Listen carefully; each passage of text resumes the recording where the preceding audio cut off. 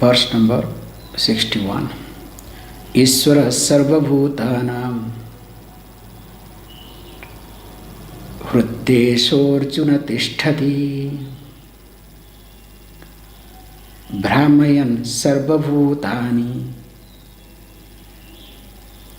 yantrarudhani mayaya.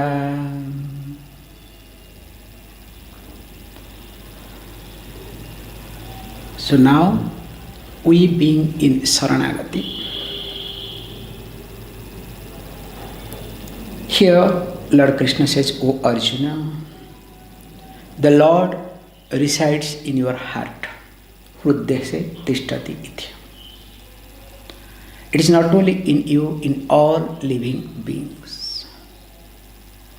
So if that is the case, that means whatever you do, you offer to the Lord. That's why every action of yours becomes one flower to offer to the Lord. So in the process, you will not have hatred for any karma, especially unwanted karma or undesirable, not pleasurable karma, number one. Number two, that once you offer because of Ishwararpana Buddhi, that's why Karma Yoga is called Buddhi Yoga. Because of two types of Buddhi, two types of Bhavana.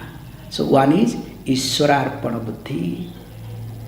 And once this Ishwararpana Buddhi is there, then second one called Prasada Buddhi. So you offer all your karma as a flower to the God, to your deity. Then whatever comes back from Ishvara in the form of phalam, the result, that you consider as prasada. So that means there is no raga dvesha with reference to the result or experience. So when I don't have raga dvesha with reference to experience, I don't judge. So when I don't judge, I will not react either. Because all my reaction is related to my judgment. The more I am a judgmental, the more I am a reacting person. So while discussing this thing which we have seen very carefully, so Ishvara just lends its existence. Being in us, everything happens by just lending, by its mere presence, like battery in the toy gives the strength to move. But where the toy will move, where it will go, what will do, that is nothing to do with the battery. So also the Ishvara. That's why we have discussed long back. One is that for any karma, there is a samanya karanam, there is a vishesha karanam. The technical term you have to remember slowly. So samanya karanam means general cause. So Ishvara, it becomes a samanya karanam for any karma you do because of his presence. But what is vishesha karanam? Vishesha karanam is our free will. That's why for every karma we have to be punished, not the Ishvara. However, while discussing, now let us look at the next verse. Tameva saranam gaccha sarvabhavena bharata tat prasadat param shantim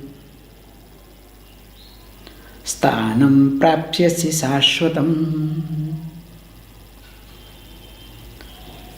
Goes further, says, look, O Bharata, O Arjuna, Sharanam gaccha tam eva. So may you take shelter, may you surrender. Surrender to whom? Tam eva, to him alone. And not only ordinary way, sarva bhavena. Yes, I do surrender when, we say, when there is situation kontagratam, we use the word. So when everything is, near the neck, not near the neck, when the water comes to the nose. So in English we say, water comes to the nose. But in regional language we say kontagrata. It's very nice. There is a difference between water coming to the nose and problem near the throat. You have to understand the consequences of this thing. So when in English language very superficial, very, as the people hypocrites of the language also, okay. I'm sorry to say. Why I am using this word? Because the kontagrata and this water till the nose is external, expression. So, very difficult. Whereas kontagrata, when the problem is near the throat, that means you can no more shallow it. We have talked long back. Have you ever gone through this situation which I explained this? That if you cannot shallow your saliva, just within few seconds, will you have panic attack or not? So panic attack comes when no more you can, shallow your saliva. So that is called kontagrata. So when the problem that you have, you are not able to resolve, you are not able to shallow. So that's why he says, look, I do surrender. This is the point. But whenever the problem is here, not here, okay? Once I am able to drink some water or I am able to make my throat wet, then I don't have to surrender. Why should I surrender? Like, some people keep the, will ready. Before I die, I should be able to scribe, okay? So that, anything will be protected. It's not like that. He says, sarva bhavena. So sarva bhavena means wholeheartedly. So the surrender is to be complete surrender, not a condition-based surrender. Because we all surrender, not that we don't surrender. So all our surrender depends upon mind conditioning. Here he says, sarva bhavena, wholeheartedly. Why you need to surrender wholeheartedly? Only that time you will be able to surrender to the Lord, that which resides in you. When you understand that Ishvaraha is karma phala data, the Ishvara is the giver of result of your action. If you think because of you are achieving,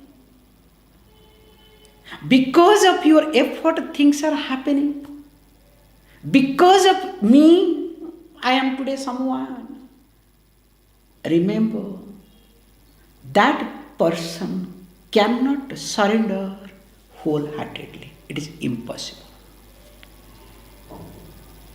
So when I understand, or I can say the more I understand that the Ishvara is a karma phaladata of any karma that I do, the more I surrender wholeheartedly. So the mind conditioning will not happen, it will get dropped. Appreciating Ishvara as karma phala data. I am not karma phala data. I am just a karta. I am just a doer. I cannot. And with this understanding, when I see that, look, I do why? Because, very simple, karma is going to give me punya, especially good karma. This is the truth. So when the good karma gives me punyam, and there are two types of punyam. Also, we know when it comes to fructify. So one is internal, other one is external. Or you can say the immediate, and it takes one time. Especially, we call in common language material punyam and spiritual punyam. So what is material punyam? Material punyam gives you accomplishment, money, house, children, spouse, anything. Those that are external, they are called material punyam. Whereas, what is spiritual punyam? Spiritual punyam gives you maturity. That's why mamopata samasta duritaksha dwara Sri Parameswara Prityartham. I don't say mama raga desa Prityartham. I don't say that, okay? Sri Parameswara Prityartham. And of course later on, Ishtakamyartha Siddhyartham. That also I add it, okay? Then list comes, okay? Mama sahakutu manam, not only mine, okay? Not only mine. Mama sahakutu manam, kshemas dhairya, virya, vijaya, ayu arogya, aishwaryanam, abhivruddhyatam, blah blah blah, blah blah blah. Goes a long list. And of course, if some other people are standing also, moreover, if you don't understand Sanskrit, if good, then you can, moreover, the one maid servant is coming, should come regularly.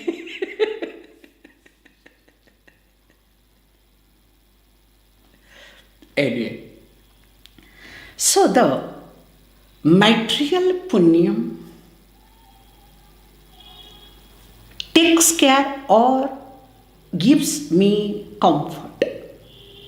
Whereas the spiritual punyam gives me maturity. And here, when I accept Ishvara as karma phaladata, I don't look for material punyam. I look for spiritual punyam. Can you see the difference? Because material punyam has to come. It cannot stop. For external success, you don't have to work. I can tell bluntly now. For external success, you don't have to work. You need to create a system. System will give you success. You ask any successful people, they will say that. Problem is you are not able to create the system. Because there is no spiritual punyam. So if there is a spiritual punyam, material punyam comes. You don't have to bother. How? Says beautifully that I need to surrender. Sarvabhavena. That means with Shraddha and Bhakti. Both should be there. Not conditional. Both Shraddha and Bhakti. I am not interested here any material benefit, but I would like to have my spiritual punya called maturity. And with this attitude, when I surrender, so that is the Lord's job, tat prasadat iti. So that means what? By His grace, prapyasi, you will attain param shantim.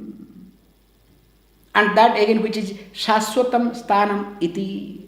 So param shantim, supreme peace.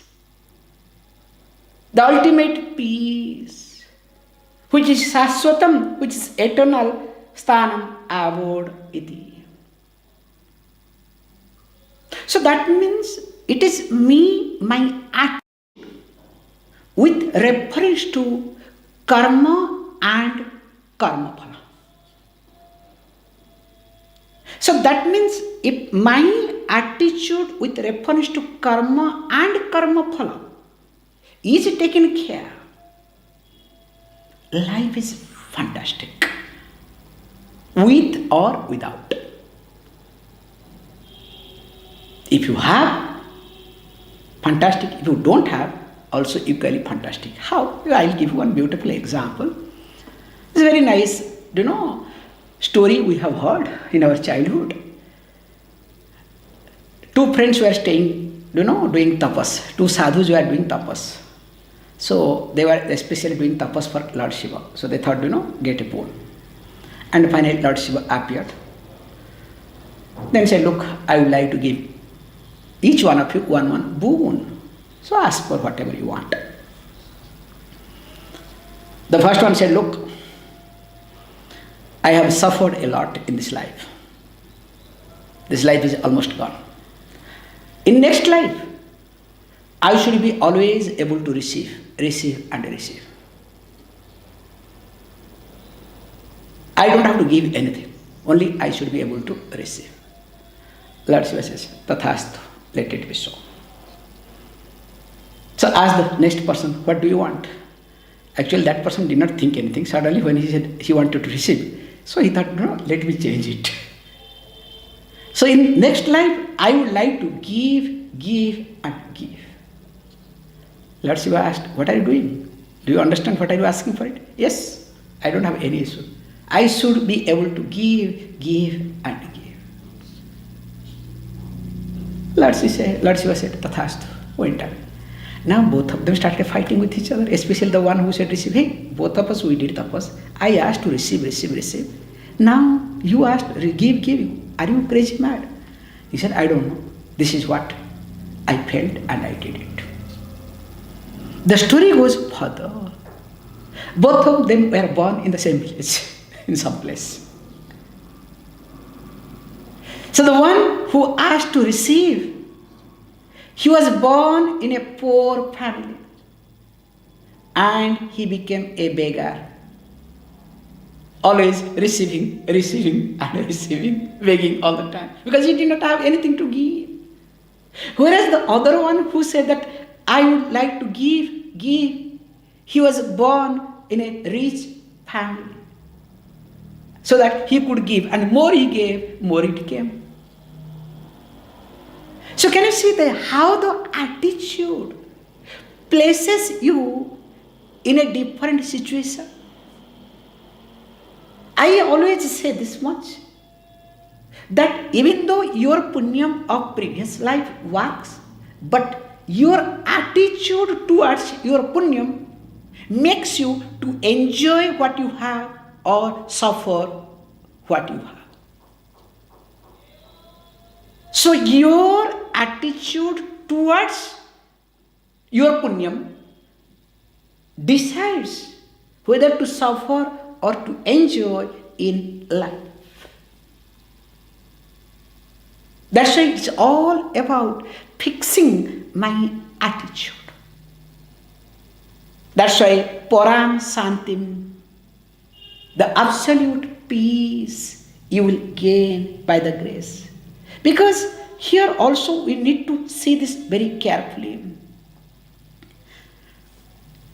As you know, whenever you surrender to the Lord, it becomes His responsibility to take care of yourself. Because when you surrender to the system has to take care of you. So how the Ishvara takes care of you? Very simple. The job of the Ishvara is to kindle viveka in you. Because in any situation, what is most important aspect? Your viveka, your discriminative faculty. Because everything you do based on your discrimination without giving importance to that fellow. And most of the time your discriminative faculty function based on your raga dvesha, based on insecurity. Not guided by Ishvara. Can you see this point? If it is guided by Ishvara, then what will happen? Viveka will bring vairagya. Whereas if it is guided or forced or governed by my likes and dislikes, viveka will bring attachment.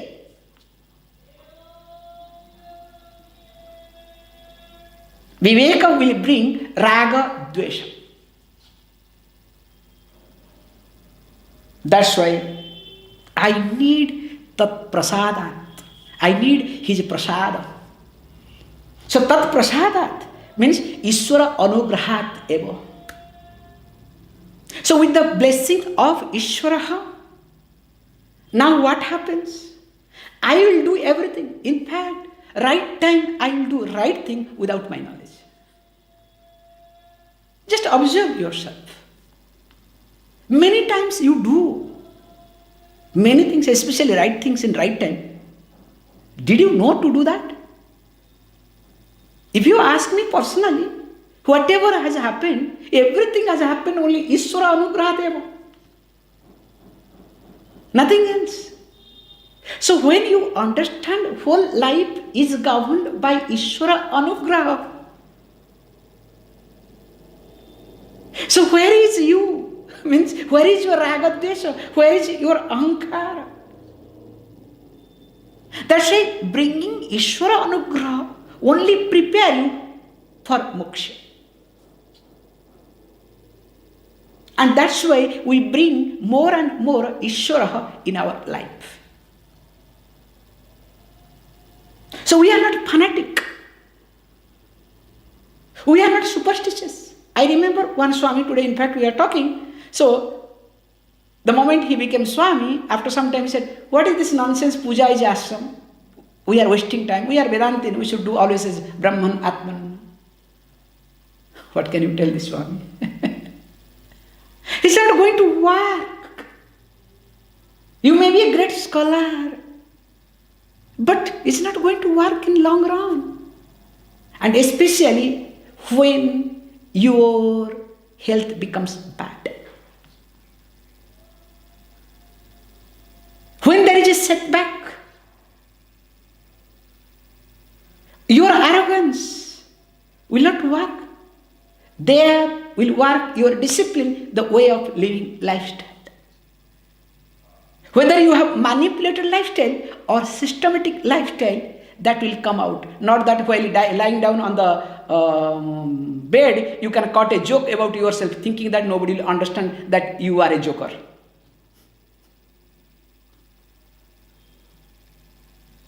And of course, there are people who like, oh, he's such a great with pain. He did our thing, Shivaratri. What is our Shivaratri? And also, casually, I would like to tell all of you. You must be aware of it now. Shivaratri is not a day of marriage of Lord Shiva and Parvati. It's a wrong concept. So one joker has spread this. That Shivaratri happens to be the marriage day of Lord Shiva and Parvati. Please.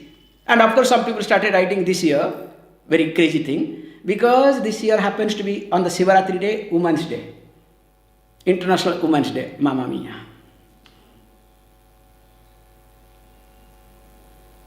So be careful. That's why, because a popular person says something, that does not mean it is truth, okay?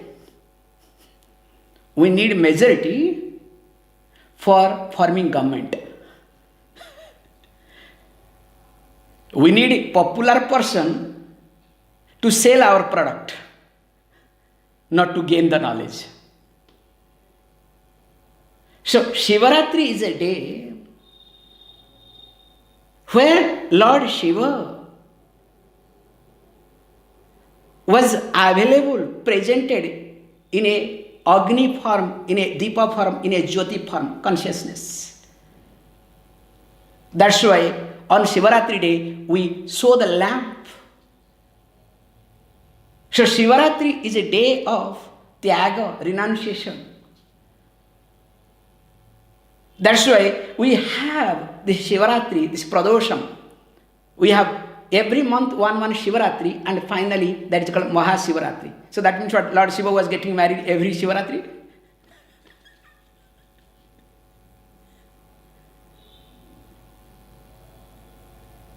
And people are crazy. So one person has changed the whole concept because he knows how to talk. Anyway, let me not get into too much. That's not right in my part today. So, joke apart. Okay, all these are jokes, okay? Let us read. Next verse. Iti te jnanamakhyatam guhyataram maya vimrushetat aseshena yathechasi tatha kuru. This is the ultimate teaching. In fact,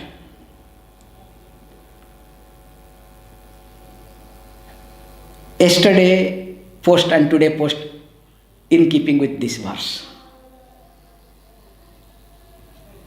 The essence of yesterday and today's post is completely keeping with this verse. Yathechasi tatha kuru. Remember, the purpose of, we'll see this verse in details on Monday. The purpose of teaching is to give you freedom, independence. But for that, you should be ready, you should be prepared.